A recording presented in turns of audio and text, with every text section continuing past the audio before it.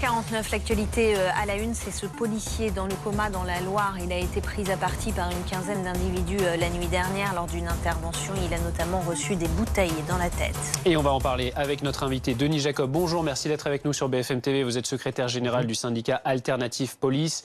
Encore un policier blessé. Quelle est votre réaction ?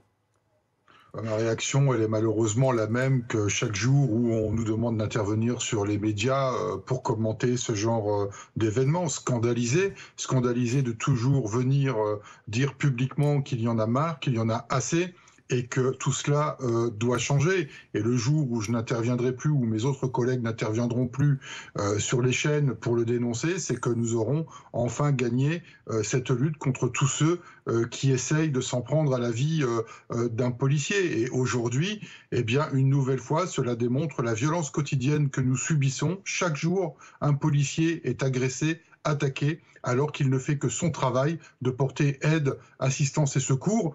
Ce qui s'est passé à Rive-sur-Gier, eh bien, c'est tout simplement une intervention, une fois de plus, banale.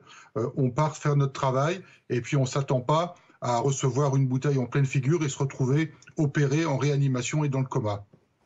En début de semaine, le Premier ministre a annoncé un durcissement des peines pour ceux qui agressent des policiers et des gendarmes. Est-ce que la réponse de l'exécutif est à la hauteur ?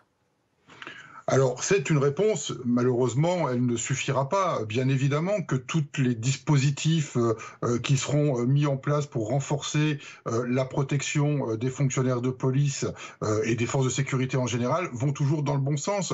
Mais tant qu'on ne prendra pas le mal par la racine, eh bien, on ne réglera rien. Aujourd'hui, ces réponses étaient attendues, c'est une avancée, il ne faut pas le nier, mais c'est une réponse aux conséquences, pas aux causes. Et les causes, eh bien, c'est un abandon de certains quartiers difficiles depuis plus de 40 ans, auxquels on n'apporte toujours pas de réponse, et on attend toujours de la police et de la justice de régler ces problèmes-là, sauf que tout seul, nous ne pourrons pas y remédier. Il faut qu'il y ait un plan national ambitieux de reconquête des quartiers, que ce soit en matière sociale, économique ou de politique de la ville. Sans cela, la police toute seule ne pourra rien régler. Quelles seraient les réponses selon vous ? Les réponses, vous savez, on les avait il y a quelques années. Nous avions des dispositifs sociaux dans les quartiers difficiles qui ont été retirés. Je pense notamment aux animateurs, aux éducateurs sociaux qui prenaient en charge des jeunes qui étaient en déshérence, qui étaient totalement abandonnés.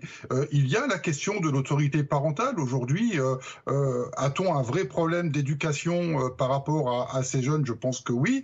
Eh bien, l'autorité parentale doit être beaucoup plus responsabilisée et elle doit en assumer aussi les conséquences quand des jeunes, notamment des mineurs, eh bien, s'en prennent aux fonctionnaires de police. Et puis, il y a eu un abandon, et il ne faut pas se mentir, il y a eu un abandon des services de l'État depuis 40 ans dans ces quartiers où on a déserté au niveau des services publics. Et aujourd'hui, la seule réponse de l'État dans ces quartiers-là, c'est la réponse de la police, c'est la seule présence de l'État. Et donc, comme on n'est pas content d'avoir été, notamment on a laissé ces quartiers aux mains de trafiquants, ce sont des quartiers donc qui ont leur loi, qui n'ont pas la loi de la République. Et donc, quand on y intervient, on n'accepte pas la loi de la République. Et donc, on s'en prend aux policiers.